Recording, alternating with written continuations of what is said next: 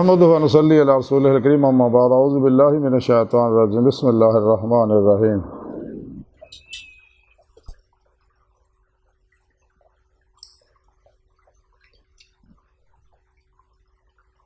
या अय्युहल्लज़ीना आमनू आमिनू बिल्लाहि व रसूलिहि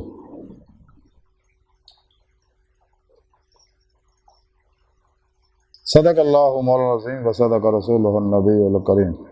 ला इलाहा इल्लल्लाहु मुहम्मदुर रसूलुल्लाह कुर्रतुन बिका या रसूलल्लाह सल्लल्लाहु अलैहि वालिहि वसल्लम। लब्बैक व वहिद लब्बैक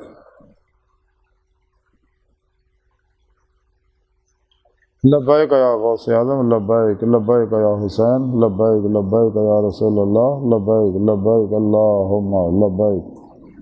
अज़ल तो लैके अब तक अल्लाह सुन दी बेहद हम दोसना अल्लाह के प्यारे हबीब ते बेशुमार तो सलाम तो बाद काबिल सद तरह मौजूद सामीन आज के दर से तसव्वुफ़ के अंदर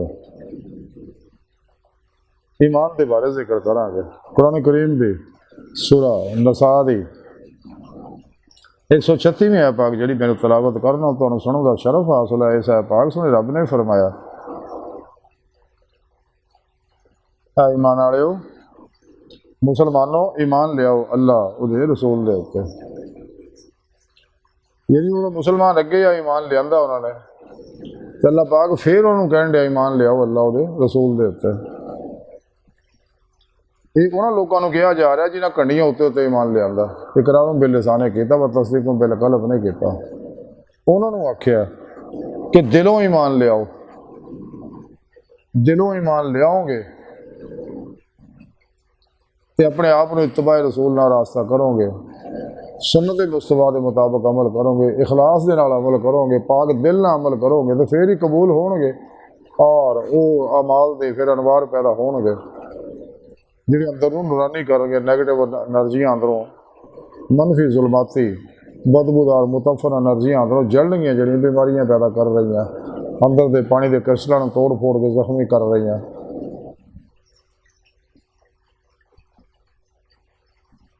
और दूसरी गल है कि ये वो लोग है जिन्हें रोजे अलस्त कड़ियां उत्ते उत्ते बुला के असी दुनिया दहाइया नेमत पिछे दौड़ गए थे उन्होंने दुनिया फिर मौका दिता सुने रब ने कि उस रोजे अलस्त की गलती का अदाला कर लो। ईमान दिलों ले आओ जब तक दिलों ईमान नहीं लियाओगे तो कोई नफा हासिल नहीं होगा।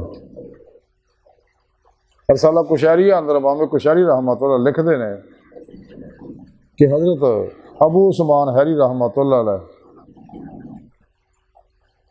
फरमाउंदे आ कि जब तक आदमी के दिल च चार गल्लां एक वर्गियां दिखाई ना देण इक्को जिहियां दिखाई ना देण उस वक्त तक वह ईमान जिहड़ा वो मुकम्मल नहीं हुंदा।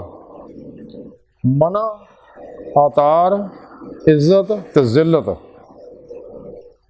ये चार चीज़ां हो इक्को जिहियां हो जाण तो फिर ही वह ईमान जिहड़ा वो मुकम्मल होएगा। हज़रत उस्मान हरी रहमतुल्लाह फरमाते कि मैं जवानी के जमाने मुद्दत तक हज़रत अबू हफस की खिदमत च रहा। एक दिन उन्होंने मैनू धकेल के धक्के मार के कढ़ता और फरमाया कि मेरे को मत बैठया कर। मैं उठया और बगैर ये कि अपनी पिठ उन्होंने तरफ करा पिछले पैरी पिछे आया मेरा चेहरा उन्होंने चेहरे तरफ रहा ताकि बेअदबी ना हो जाए।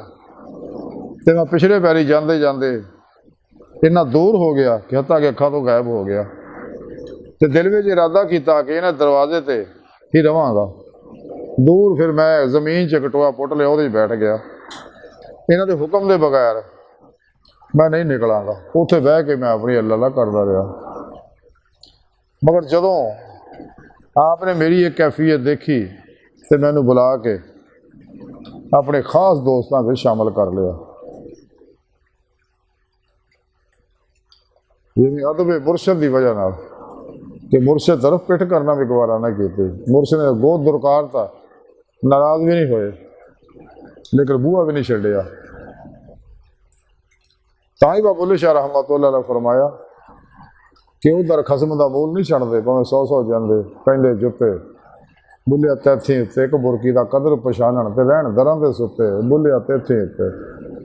सच्चा मुरीद कदे भी मुर्शद का दम नहीं छड़ता बूहा नहीं छड़ता। ਜਿਹੜਾ ਦੁਨੀਆ ਦੀ ਗਰਜ਼ ਵਾਸਤੇ ਆਉਂਦੇ ਆ ਉਹ ਤਾਂ ਕਹਿਣਾ ਹੀ ਕੀ ਆ, ਉਹ ਅੱਜ ਗਿਆ ਤੇ ਕੱਲ ਗਿਆ।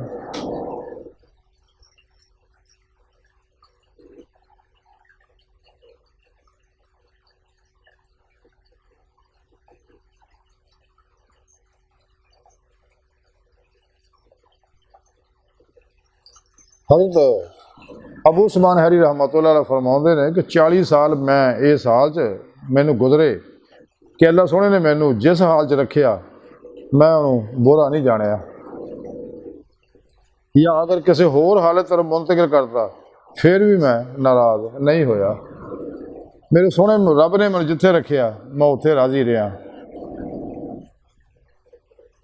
जिवें कि हज़रत ख्वाजा गुलाम फरीद रहमतुल्लाह फरमाते जो सोहना मेरे दुख में राजी फिर मैं सुख नूं चुल्हे डावां। जिवें रब राजी है उवें हर हाल च अमीरी होवे गरीबी होवे दुख होवे सुख होवे बीमारी होवे सेहत होवे अरूज होवे जवाल होवे इज्जत होवे जिल्लत होवे, सच्चा दरवेश हर हाल ते अपने सोहने रब ते राजी रहिंदा। उन्होंने पता जो कुछ अल्लाह तरफों आ, अल्लाह की इजाज़त तो बगैर कुछ नहीं होंदा। ते आजमाइशां होंदियां अल्लाह तरफों इंसान की इसलाह वास्ते, दर्जात बुलंद करने वास्ते, गुनाह झाड़ने वास्ते।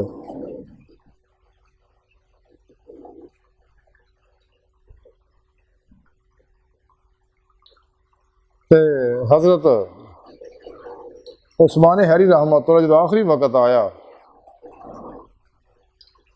तो उन्होंने बेटे अबू बकर ने अपनी कमीज़ पाड़ ली गम की वजह।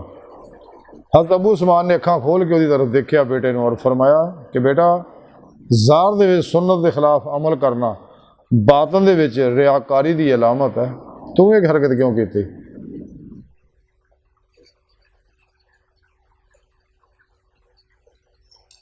हज़रत अबू उस्मान हैरी रहमतुल्लाह अलैह फरमाते अल्लाह की सोहबत दे विच हुस्न अदब, दवाम हैबत और मुराकबे नूं मद्दे नज़र रखना चाहिए। हबीब खुदा सल्लल्लाहु अलैहि वसल्लम की सोहबत दे विच इत्तबाए सुन्नत और ज़ारी इल्म की पाबंदी का ख्याल रखो। औलिया अल्लाह की सोहबत एहतराम का और खिदमत का ख्याल रखो। घर वाले की सोहबत हुस्न खलक नूं मद्दे नज़र रखो। बरादरी की सोहबत हमेशा खंदा पछानी दे नाल रहो बशर्ते कोई गुनाह की गल ना होवे।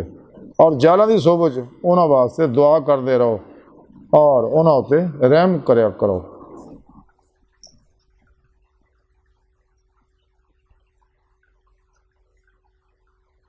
और मजीद हज़रत उस्मान हैरी रहमतुल्लाह अलैह फरमाते हैं कि जिन्हें अपने कौलो फेल च अपने उपर सुन्नत मुस्तफा सल्लल्लाहु अलैहि वसल्लम नूं हाकम करार दे लिया वो हिकमत की गल करेगा, और जिन्हें अपने कौलो फेल च ख्वाहिशात नफसानी नूं हाकम बना लिया वो बिदअत दीयां गल्लां करेगा।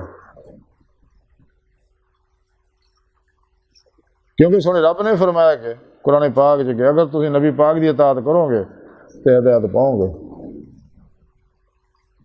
यानी हिदायत कामयाबियां का वाहद जरिया इत्तबाए मुस्तफा सल्लल्लाहु अलैहि वसल्लम जिहड़ा हर दुख का इलाज है। इस वास्ते सानू चाहिए सच्चे दिलों ईमान ले आइए ताकि दीद मौला की नेमत इस दुनिया हासिल हो सके। जिस मकसद वास्ते सोने रब ने सानू पैदा किया वो तरीका भी सोने रब ने कुरान से दस दिता। तो अल्लाह सोने की बारगाह दिल की गहराइयां दुआ कि अल्लाह सोने हंसदा बड़े हकीर पर तकसीर मारे कमजोर कम इल्म माजूम मस्कीन बेसहारा इंसान साए पिरो पेशवा तेरे प्यारे हबीब सल्लल्लाहु अलैहि वसल्लम या तेरी सोहनी पाकज़ात मौला सोना साडा कोई सारा नहीं। सानू दुनिया कब्र और आखिरत सारा अता फरमाई। अपने दायमी दीदार दी नेमत अज़मत दौलत कुबरा अता फरमाए। अल्लाह बस ते बाकी हवस व मा अलैना इल्लल बला।